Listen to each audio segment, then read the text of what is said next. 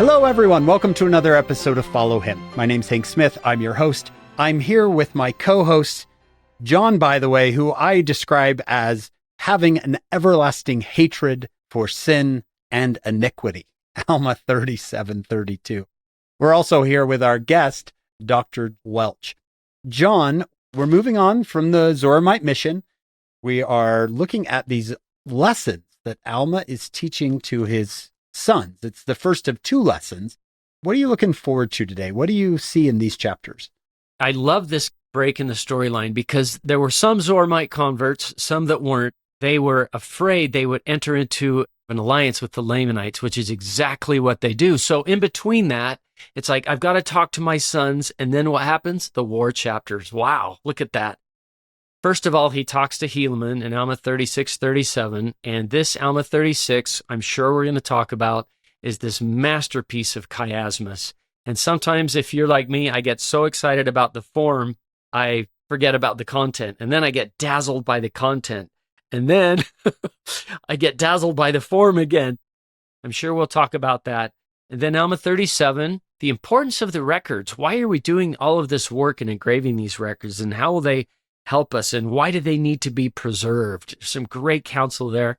And then Alma 38, Shiblon. He doesn't get a lot of time from his dad, but we hear some great things about Shiblon and some great advice there at the end. That's all we're covering today, those three. That's fantastic. What a great description, John.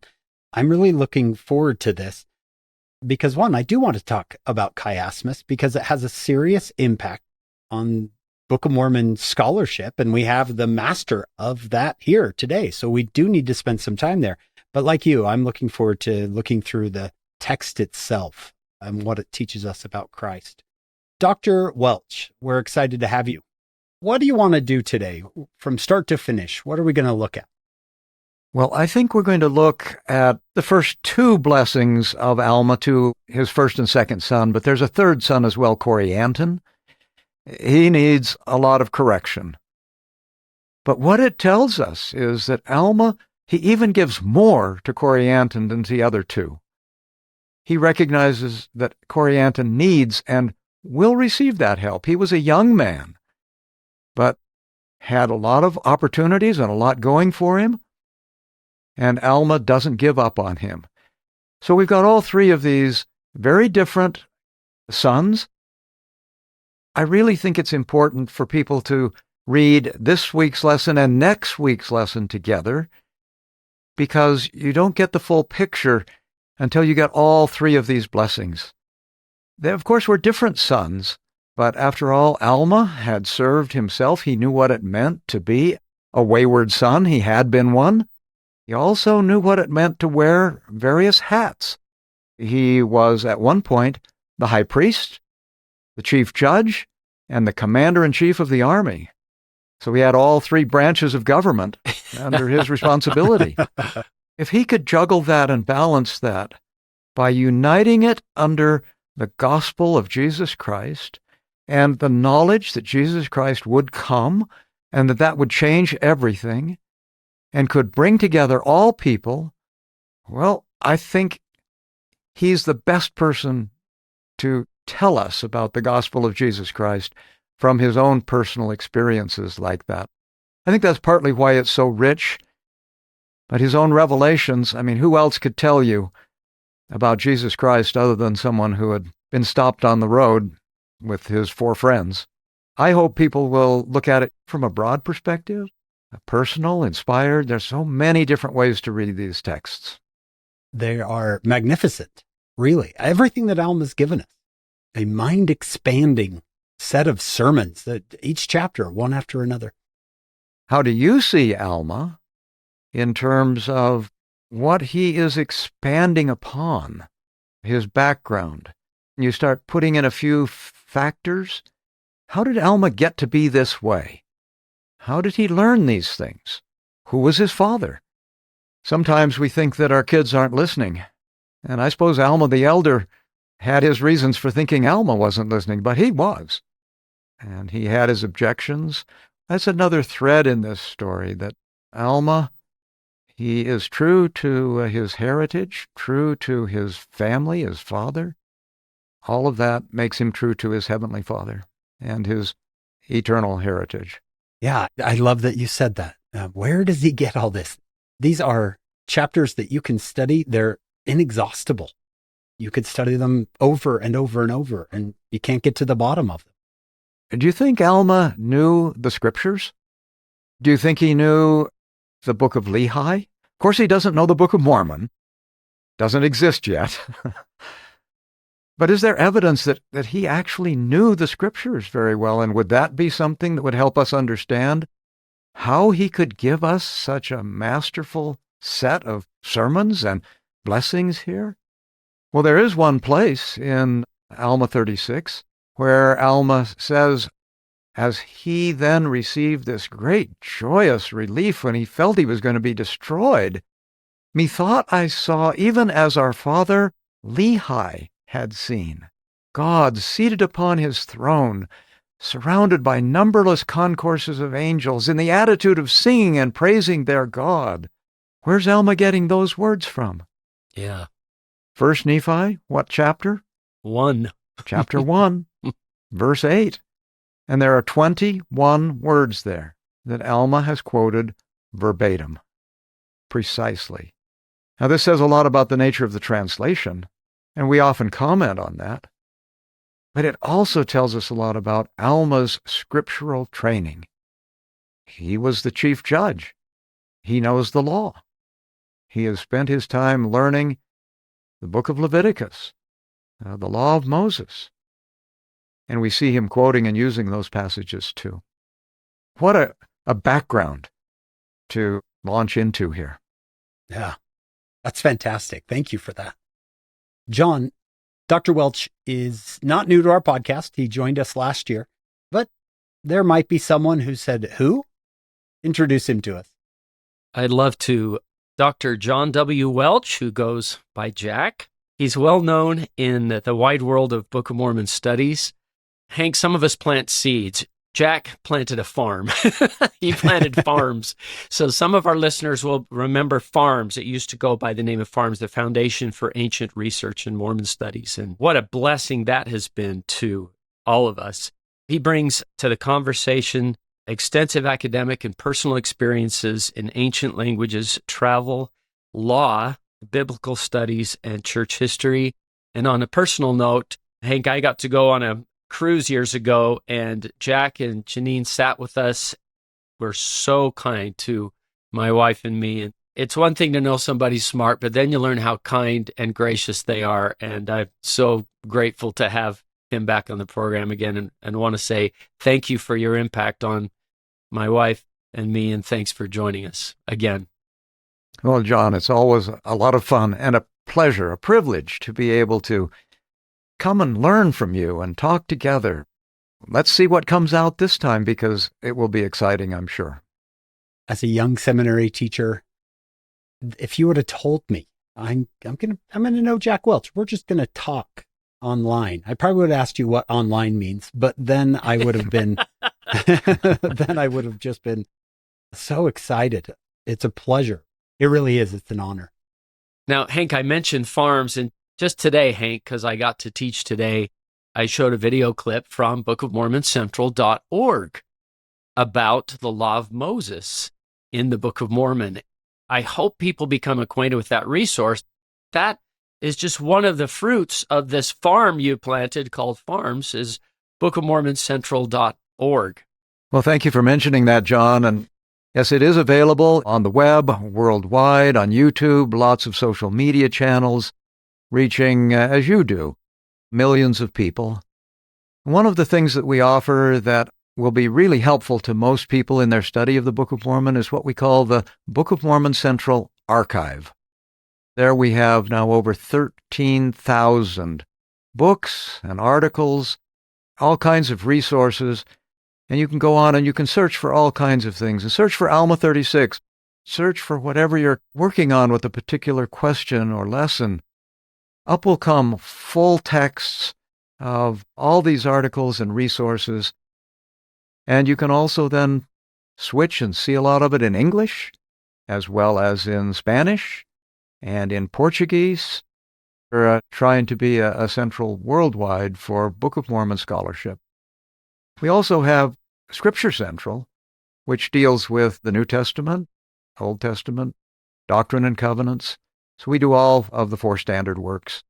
It's a wonderful team. We have a great time bringing this out, and we have supporters, we have volunteers. When President Benson once said we should flood the earth with the Book of Mormon, you might remember that. I was actually out washing my car when I heard him say that. I had the radio on, and I was holding the hose on my car, and I thought, well, this isn't much of a flood. But I said, we're going to do this someday. Now, with all these translations and so many people doing so many wonderful things all over the world, that invitation by President Benson has truly been fulfilled and come to pass. That's wonderful. And it's been fun from the sidelines to see that grow. Book of Mormon Central. What does that tell you about the Book of Mormon? There's 13,000 books and articles on one book. Well, it does tell us all that the Book of Mormon is going to wear us out a long time before we will wear it out. It speaks about so many subjects, temporal and eternal, personal and collective, political, literary. You name the discipline, the need, and the Book of Mormon will speak to you on these subjects. It is so rich and so true. We are truly blessed to have it, and I've spent a lifetime working in and around it. Never cease to be amazed at what it does, no matter what I'm talking about. I work in the temple. So many things are temple-related in the Book of Mormon that we haven't even realized until quite recently. I'm a law professor, and I go through and look at all the reports of these legal cases, and as you'd expect, Alma himself was the chief judge. He includes things that are legal dependent, like the trial of Nahor and how that turns out and why, like the trial that occurred in the city of Ammonihah and the legal consequences of that. And Korihor.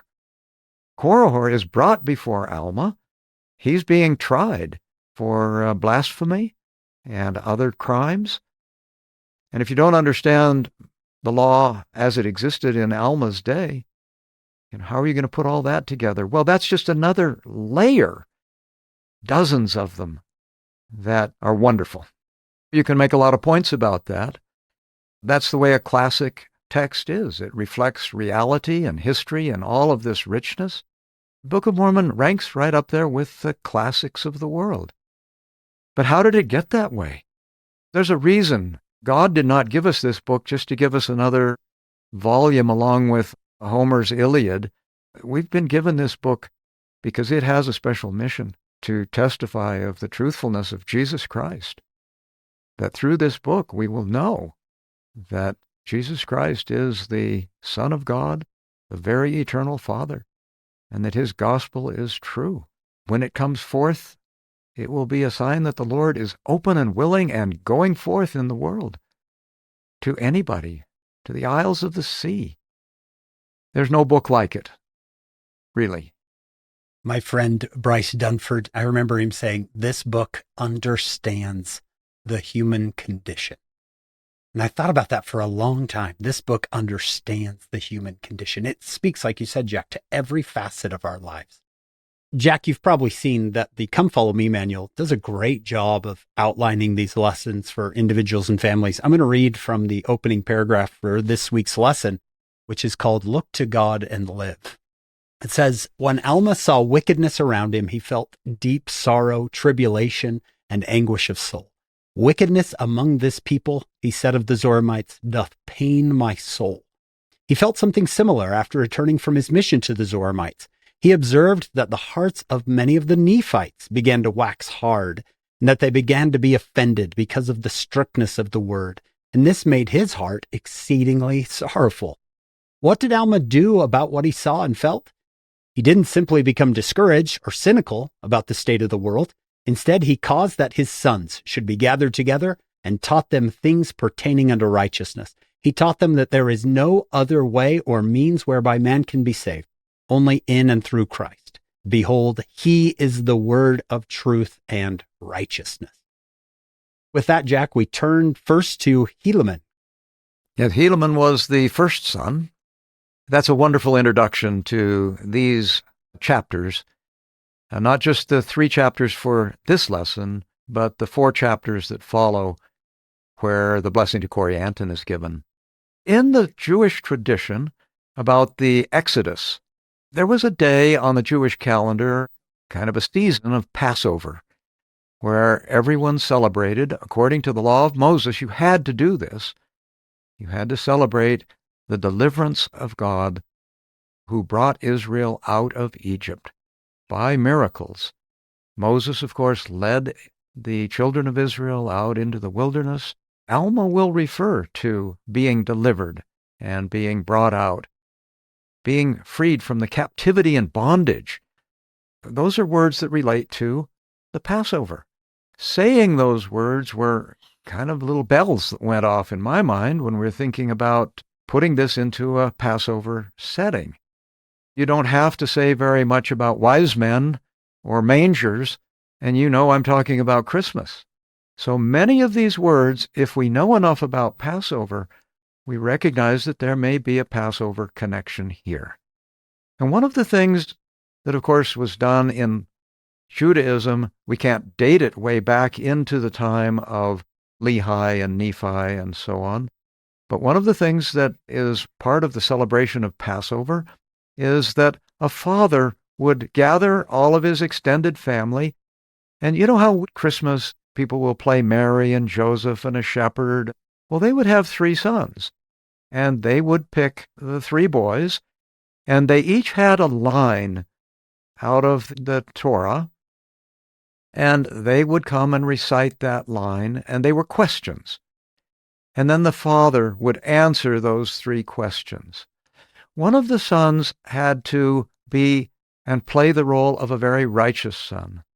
Another son had to play the role of a kind of ignorant or unknowing son, but an okay guy. And the third son had to play the role of a wicked or rebellious son. Then the father would give them instruction. Maybe what Alma is doing. We know from the introduction that he was torn apart by the problems. He went to the land of Antionum, hoping to convert the Zoramites and help to make things better. And he comes home rather sad, I think. He had not been successful.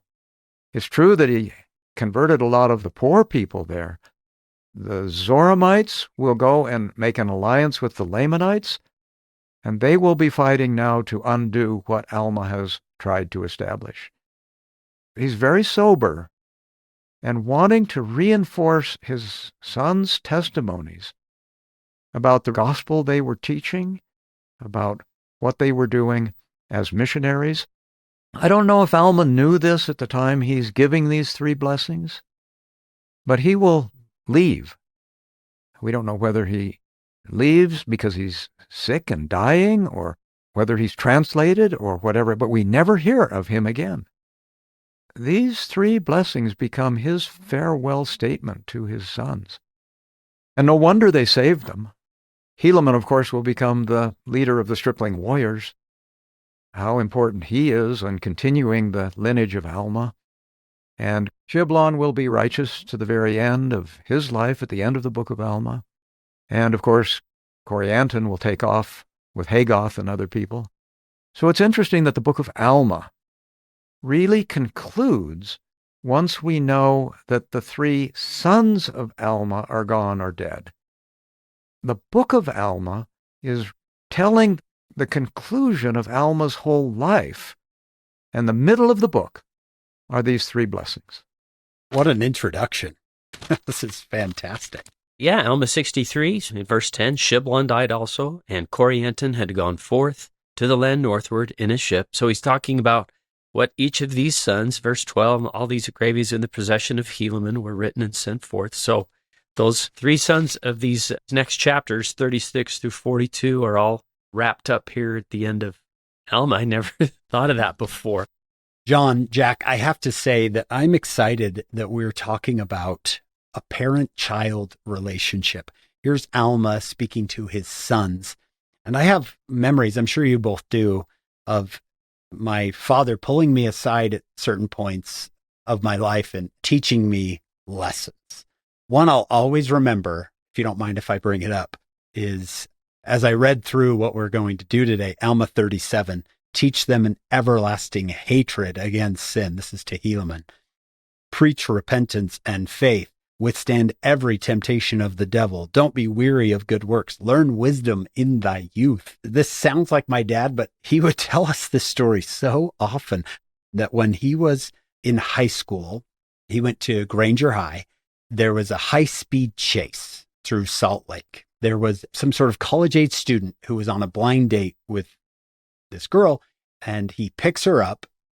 He's on a motorcycle. He was speeding. The police tried to pull him over, and he had some outstanding warrants, didn't want to be pulled over. So with this girl he barely knows on the back of his motorcycle, he takes off on a high-speed chase. This girl is mortified, and she is holding on to him as the police are chasing them.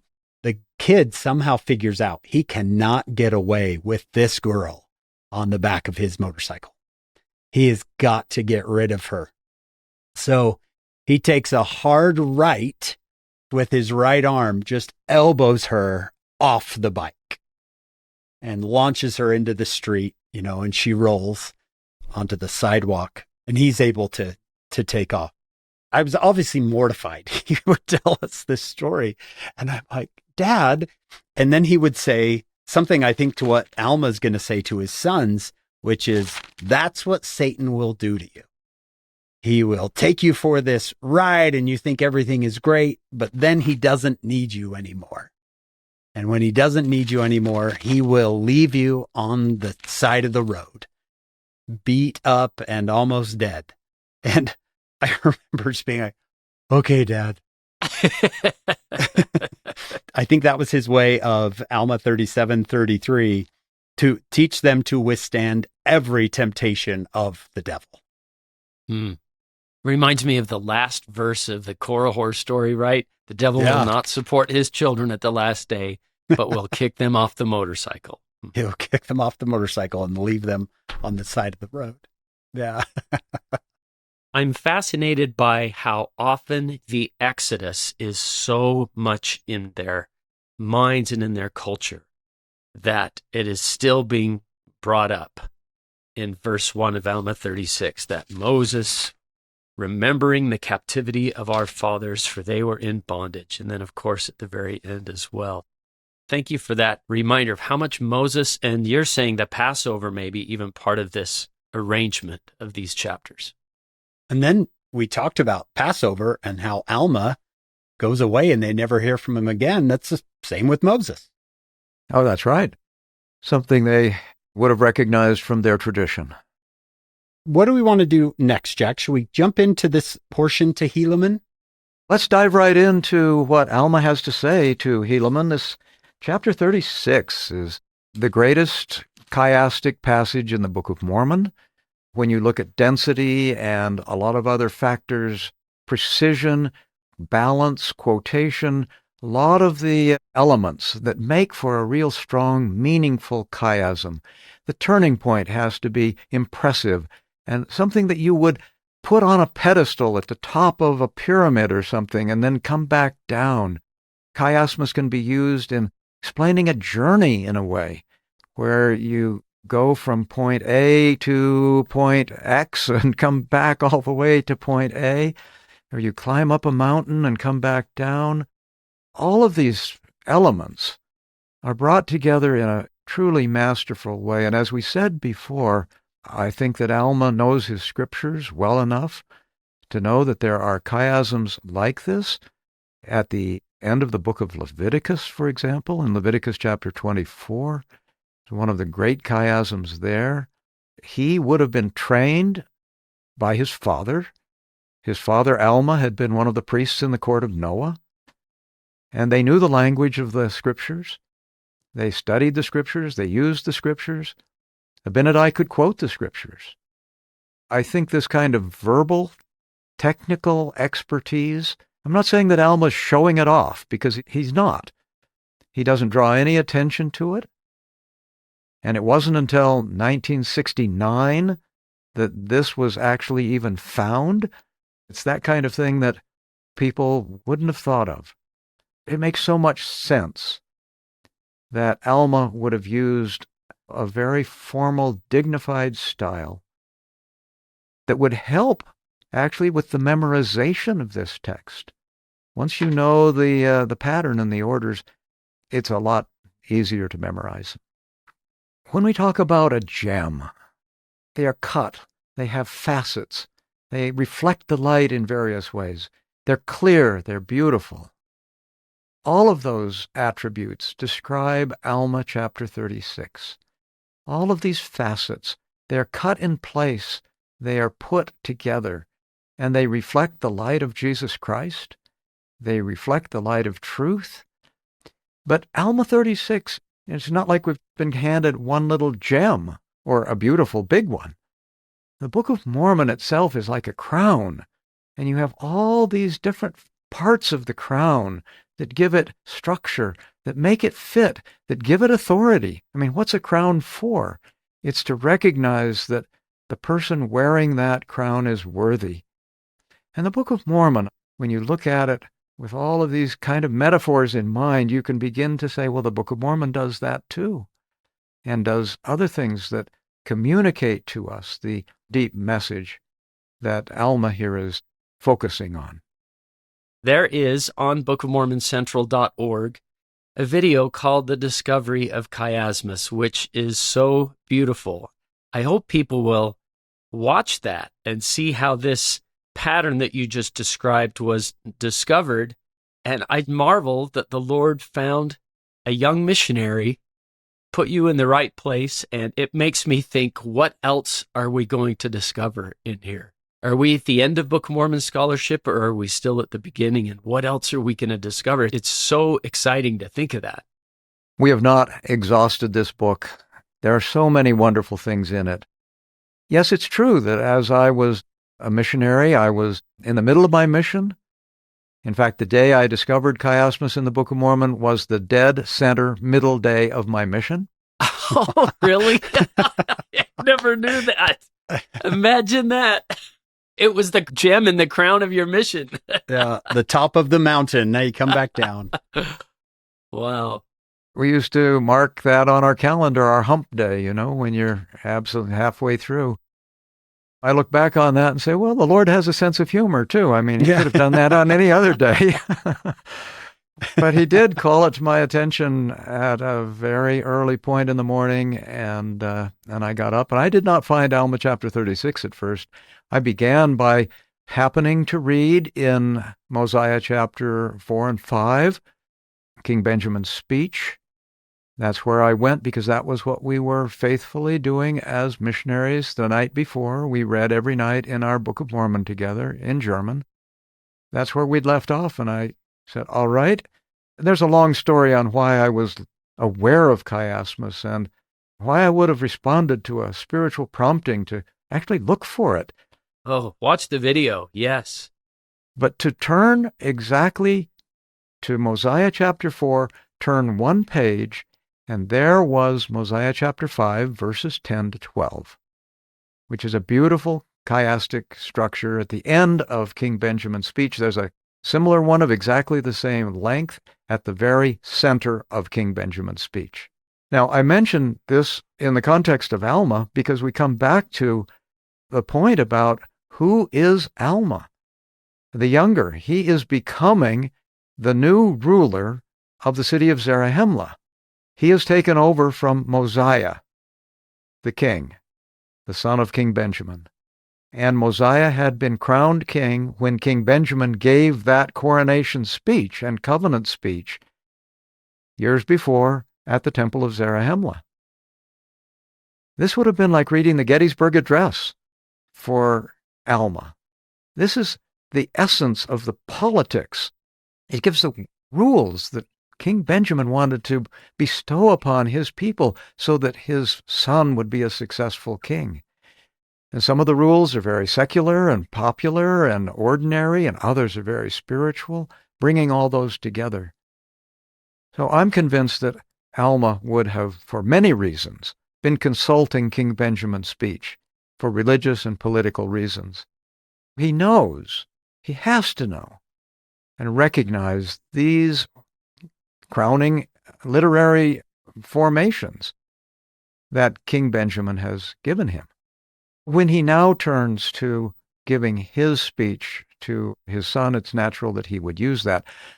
But I didn't find Alma 36, and I'll tell you this little story. It hasn't been told very often. I was home from my mission.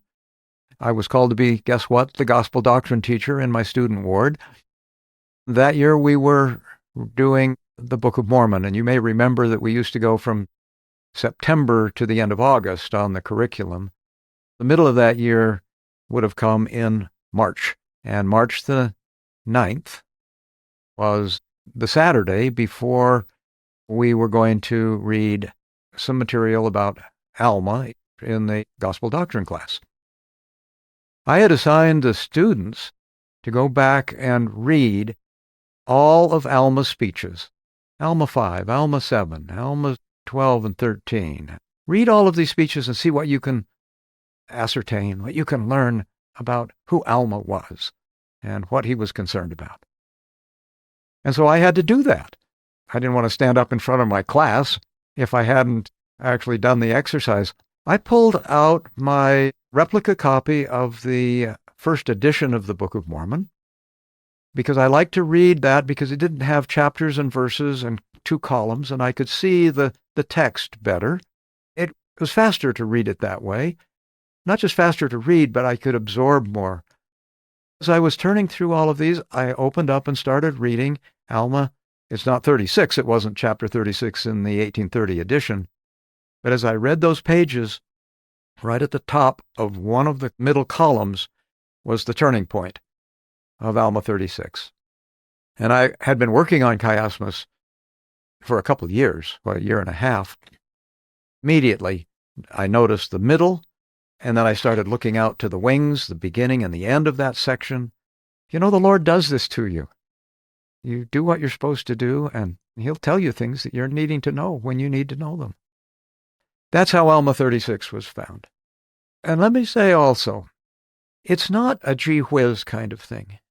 John, you were saying how the discovery of Chiasmus really changed a lot of things. And Hank, how we do Book of Mormon studies. Do you remember how Book of Mormon studies, what it was like back in the 1960s and 50s? Who read the Book of Mormon in those days? Not very many people, really. Once Chiasmus was found, instead of reading the Book of Mormon as we used to, which was kind of to select out certain verses that were proof texts, maybe about one thing or another, or maybe to get the storyline and pick up a few details about, the big picture. Now, we all became aware of the need to focus on the word level, the details. Look at every little word, all of a sudden, might have some significance.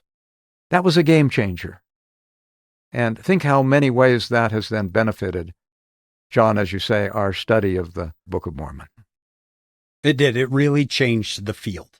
Now you have Book of Mormon Academy at BYU, the many books that really have changed how we look at the book itself, the structure of the book itself.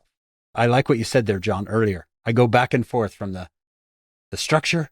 Being dazzled by the structure or the content. Yeah, you go back and forth. I like how you said that. I will show my class the chiastic structure of Alma 36, and then I'll say, now, let's not get so excited about that structure that we don't read it. We got to read it and see what Alma's going to teach his son Helaman. I go back and forth because both of them are amazing. John, since you mentioned that, will you do something for me? There might be someone out there who is gardening or on their commute, and they've heard us say this term, chiasm, chiastic structure, and they might be thinking, I wish I knew what that was. What do you tell your classes, John, when you introduce it to them? Let me do this, and then let me have Jack fix it if I don't do it well, okay? Yeah, have you ever done it with Jack in the room? This will be... No, I've never done it. I'm nervous right now. Jack will stay on the box. Yeah. Okay. I'll tell my class that there was a structure of writing things to say a word or a phrase in a specific order, like A, B, C, D, E, and then repeat it in reverse order, E, D, C, B, A, or something like that. And that to visualize it, it kind of goes like this and then goes like this, and I'll make an X with my hands and say the Greek letter chi was like that. So I think that's why they called it a chiasmus. Some mini chiasmus might be, it's nice to be important, but it's more important to be nice. And then they kind of get that idea, or some of them that Jesus used. The first will be last and the last will be first, and so forth. That it's really fun after you explain that. Then I'll show them Mosiah 5 that you found, 10 through 12. I'll show them in King Benjamin's speech in Mosiah 3. But then when I get to show them Alma 36, that's when, if they've never seen it before, their jaws drop. And I say, look at that. That is a masterpiece. Look how intricate. That cannot be an accident. Think of a certain order of things and then a center, which is super important, where it shifts and then repeats in reverse order. How did I do? Very well. That's good. Nicely explained, John. I would just add that the Greek word kiadzein, which is where the word chiasmus comes from, means crossing. The optic nerve actually has the left optic nerve goes to the right side of the brain, and you know how there's a crossing in the optic nerve pattern in the brain? Well, that's called a chiasm. That's the chiasm in the optic nerve. It's this idea of crisscrossing. Why do we call it crisscrossing? That actually is related to the word Christ. I don't think there's any reason to believe that the pattern of chiasmus is related, except the idea of the cross is not directly related, of course, to a literary chiasm. But it is interesting that in most cases in the Book of Mormon, what you'll find at the center of the chiasm is Jesus Christ. He's often there at the middle. That's certainly the case with Alma 36, isn't it? Yeah. Oh, it's wonderful. That apex. And Jack, I don't know the answer to this. How many of these structures have been discovered within the Book of Mormon? Is it 10? Is it 20? Is it hundreds? It's hundreds. Don Perry has put together a little book of some of the newest ones that have been found, and there are 200 and some in that book. You gather them all together. I haven't added them up, but I'm guessing we have really good, substantial uses, some small, some medium, some long. I'd say 400, maybe 500 of them. This point is crucial. This center point that you've shown us in this chiastic structure, that it's like climbing a mountain and getting to that top point and then coming back down. And the center point is what's impressive, not only about the structure, but about what it teaches. The manual brings up a great talk from Elder Matthew Holland. This is back in 2020. I remember this talk specifically because I deal with the same problem that Elder Holland here starts his talk with. He says, in Alma's report to Helaman of what happened to him, he says, I was struck by the phrase, nothing so exquisite and bitter as this pain. And then he says, I confess, talk of exquisite pain caught my attention, partly due to my battle with a 7mm kidney stone.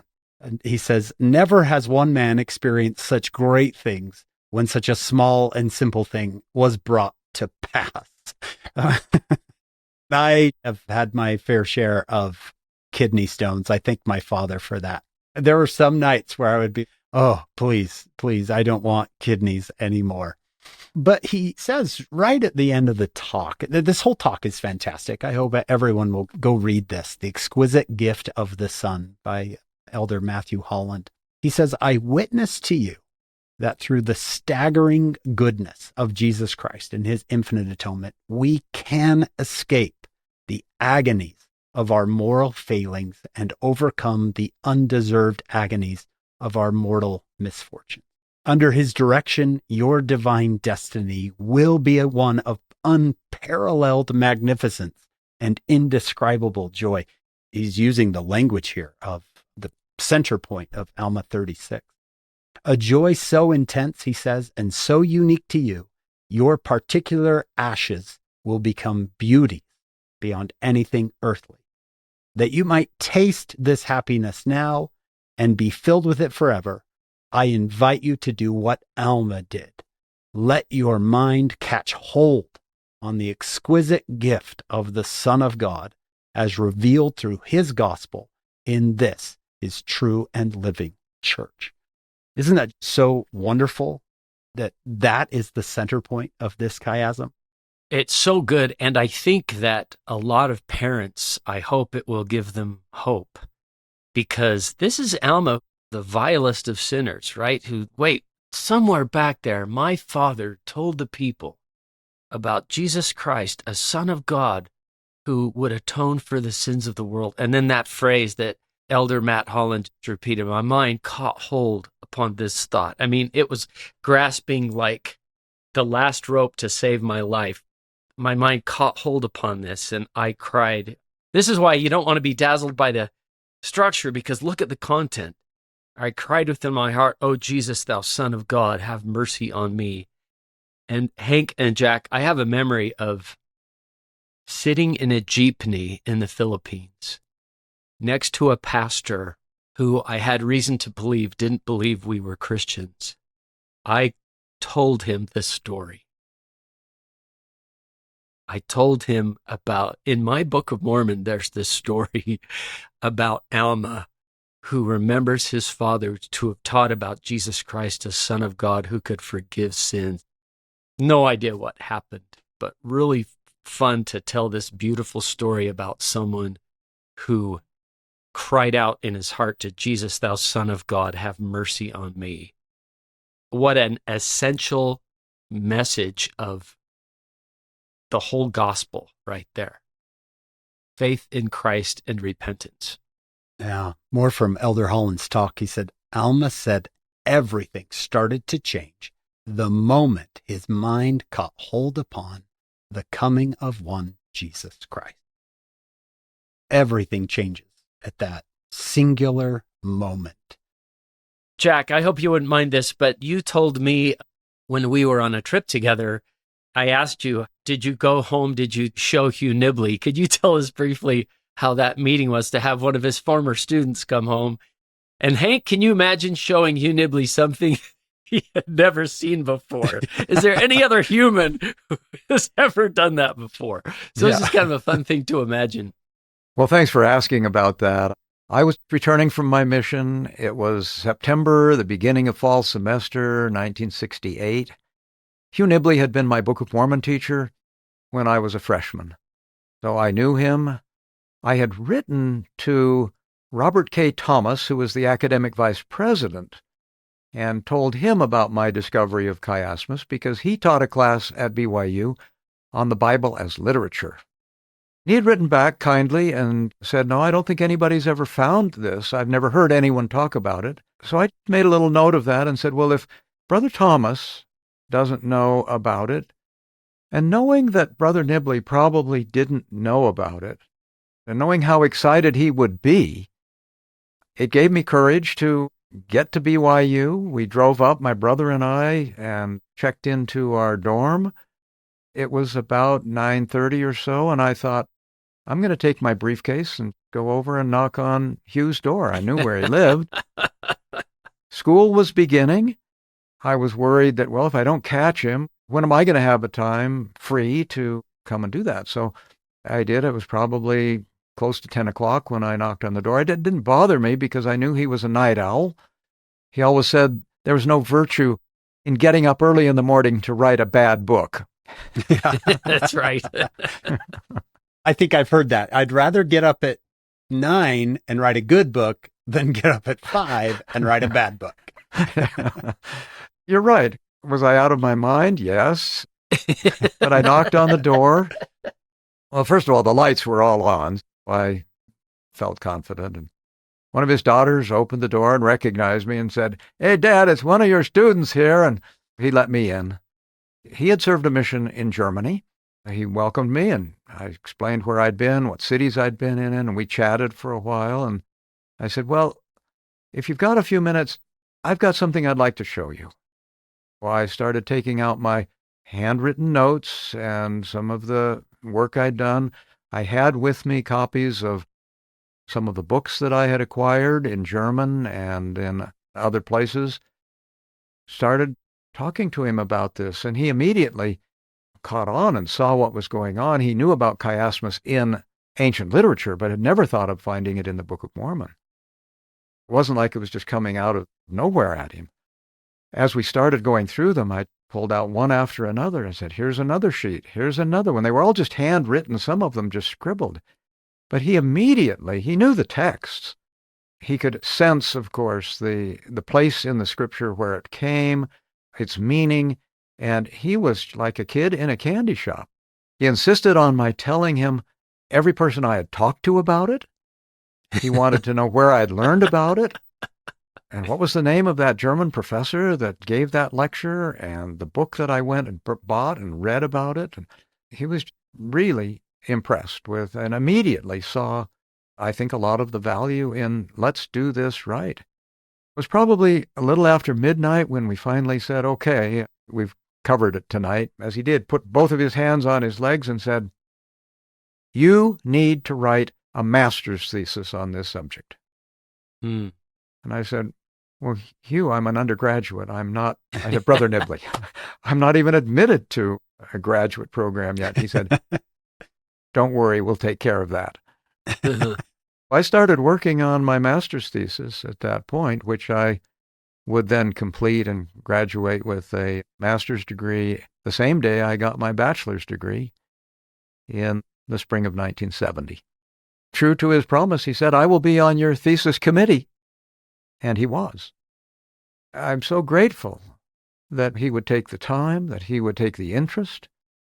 What a great mentor, and I've tried to repay that debt, partly by being the general editor of the collected works of Hugh Nibley, 19 volumes. And like King Benjamin says, it doesn't matter how much you try to repay, he immediately pays you back and you're still in his debt. I'm still very grateful. Didn't he say to you something like, "This could be the most important thing to come out of the BY," or something like that? Well, he did. As we walked out on the porch of his house and we were looking out in the dark and wondering, so what's next? And I said, thank you. And he said, "Thank you for coming. I think you've made the first significant discovery to come out of the BYU." Now, to me, that, of course, was enabling, empowering, stimulating. Yeah. I mean, I thought, okay, I certainly have now the support of my mentor.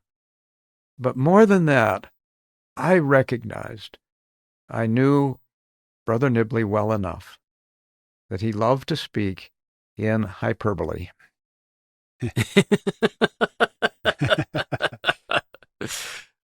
I took it with a grain of salt, or maybe a whole lump of salt. Yeah. Well, John, this would be a perfect moment to include this. We need to do a shout out to Rebecca Nibley, who left us the kindest review on Apple Podcasts. I don't know if she's the one who opened the door, Jack, but here's what she said. "I love this show. It's my very favorite podcast." And then she said, "It gives me a little personal thrill when they quote my father, Hugh Nibley, because he is my hero and the smartest man I ever knew." Thank you for bringing that up. Way to go, Rebecca. Thank you. What a great story.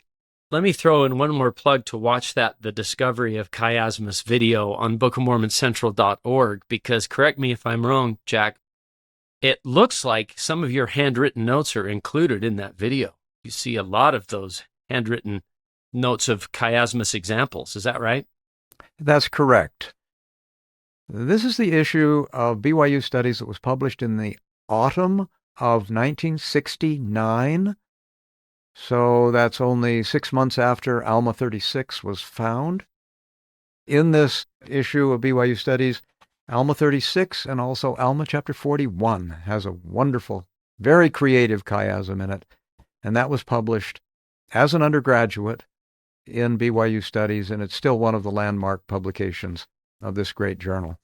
My memory, too, is that you published an article in the New Era, 71 or something, about chiasmus.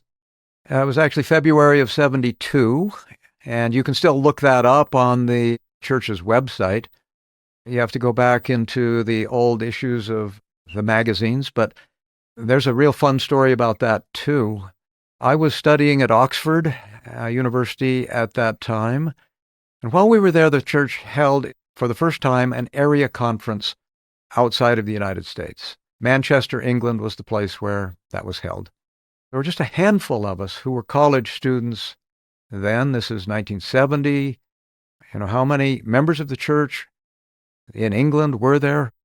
Not many. And then there were a few of us from the United States, but again, only a handful of us. As a part of that area conference, J. Todd, who was the new editor of the New Era, came wanting to do an article about that area conference, do some interviewing, talk about the youth in England and what they were doing. He came to a little session that we had where all of the college students in the whole of England, we fit into one very small chapel and didn't even begin to fill it. But he and Marion D. Hanks and other people were there, and that's when I met J. Todd. He had heard a little bit about chiasmus. He was current with his reading and had seen the article, and he said, "Will you do an article for the New Era and aim it at the youth? We don't want all these footnotes. We just want something that's really nice and fun." So I put on the title of that article, Chiasmus in the Book of Mormon, or The Book of Mormon Does It Again. Took a minute to get a smile, but you read that. And yeah, it's a clever enough title. And in those days, we didn't have social media. We didn't have YouTube. We couldn't go online to get things. Where did people get, especially the youth, their articles and interests? There were good things they were putting out in that little magazine. It was circulated fairly widely, and more than that, the New Era sent copies of this to all the missions of the church, as far as I know. And missionaries then would leave these magazines in their apartments. And I can't tell you the number of people who tell me, "I read that article in Italy," or "I read that article in Japan," or wherever it was, and it left an indelible memory where they saw for the first time, like I had. It was so exciting and so new. It's still maturing. We're still learning more about it. That's wonderful. I have loved talking about these structural elements of this and of the whole Book of Mormon briefly, but let's jump in and start looking at the content. You want to begin to take us through Alma 36 here? I think the best way to do it would be to go line by line, but looking at them by their pairs. Get the logic of how Alma is putting this together. In verse 1, Alma begins by saying to Helaman, "My son, give ear to my words." And of course, when you talk about hearing, when we hear the word of the Lord, it doesn't just mean listen, but you really internalize it. You hear it and you obey it. If you hear the word of the Lord, there's more to it than just listening.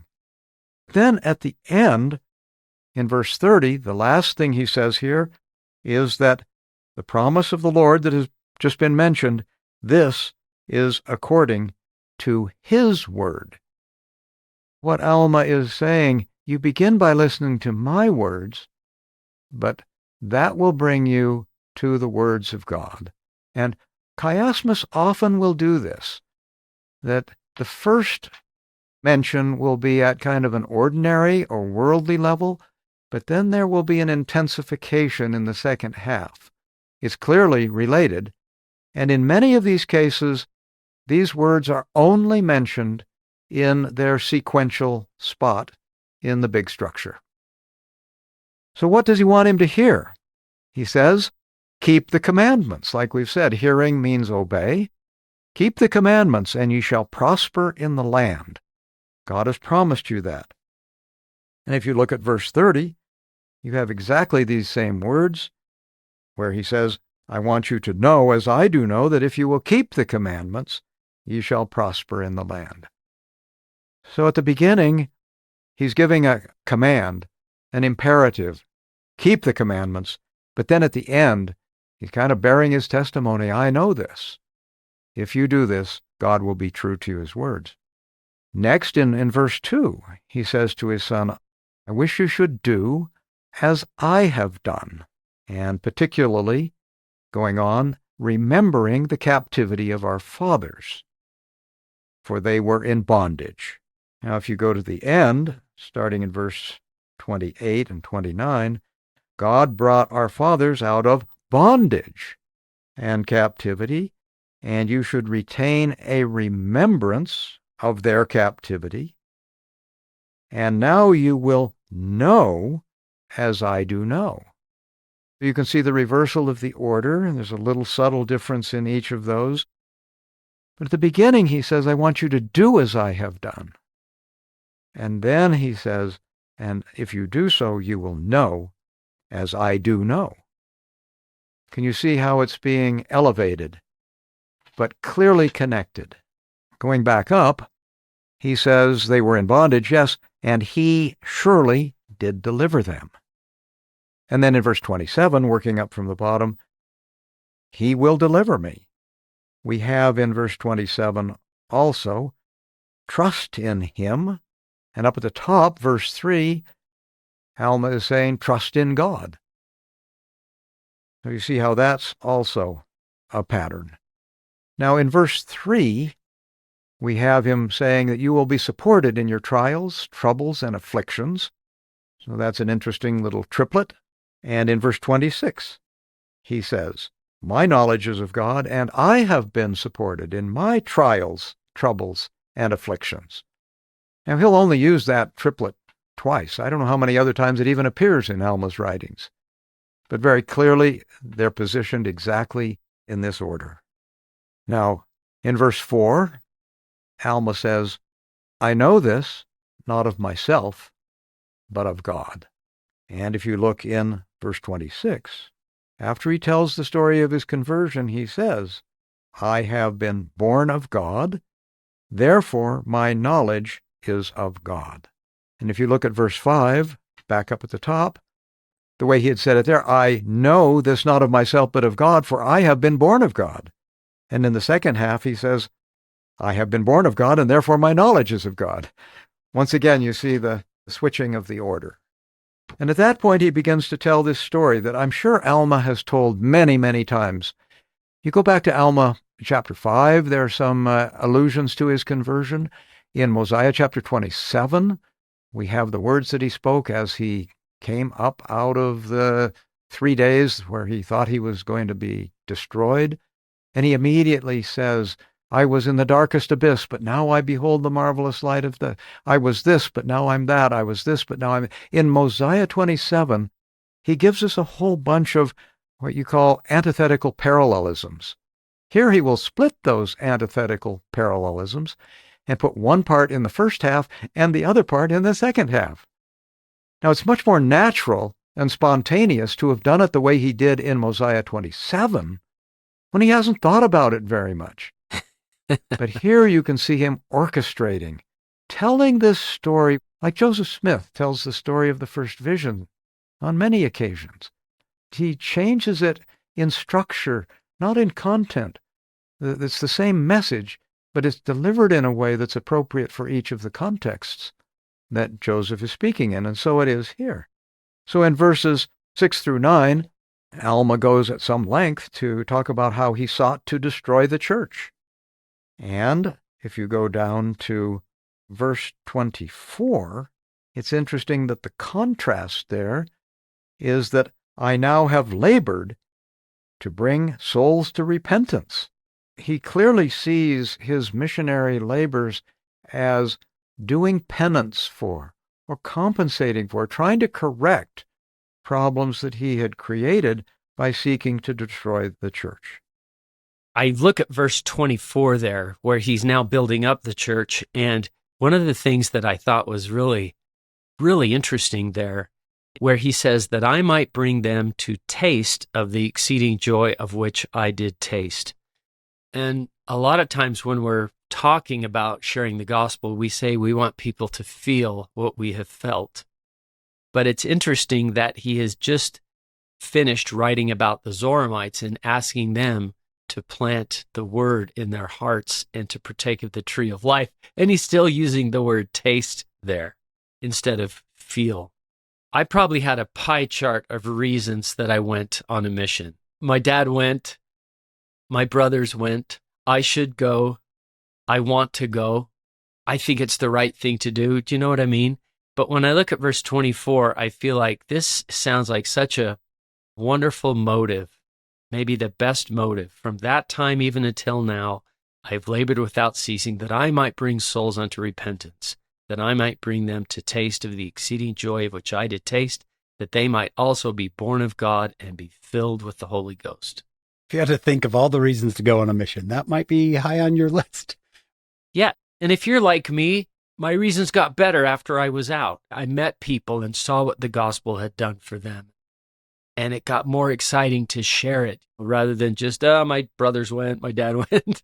Then in verse 26, he says, yeah, and because of that, behold, many have been born of God and have tasted as I have tasted and have seen eye to eye as I have seen. He talks about Lehi in verse 22, and then it's tasting, and it's fruit in verse 25, almost as if he's channeling Lehi's dream there, reminding us of how Lehi had tasted of the fruit and wanted other people to taste that same thing. Yeah, I love that he's still using taste, that metaphor. All right, Jack, where do you want to go next with this? Verse 10, he says, whoa, this angel appeared, and my limbs were paralyzed. You don't see that word limbs very often in the scriptures, but you'll find it again in verse 23, down in the second half, when my limbs received strength again. Well, why did they receive strength? Well, we can just zero in now on the middle, starting in verse 14. He says, I feared being in the presence of God, and I suffered the pains of a damned soul. I was harrowed up by the memory of my sins. And then I remembered my Father speaking of one Jesus Christ, a Son of God, who would come to atone for the sins of the world. And he then says, and I did cry out within my soul, O Jesus, thou Son of God, have mercy on me. And when I did that, he said, and I was harrowed up no more by the memory of my sins. Indeed, my joy was as exceeding as had been my pain.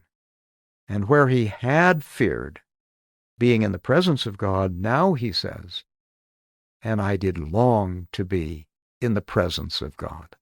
The words are exactly the same, but now being put into first the problem side and then the solution side. Of course, the most important thing is always the turning point. Sometimes we think that, well, Alma was converted because the angel came. No. The angels come to people. Didn't help Laman and Lemuel. It's more than that.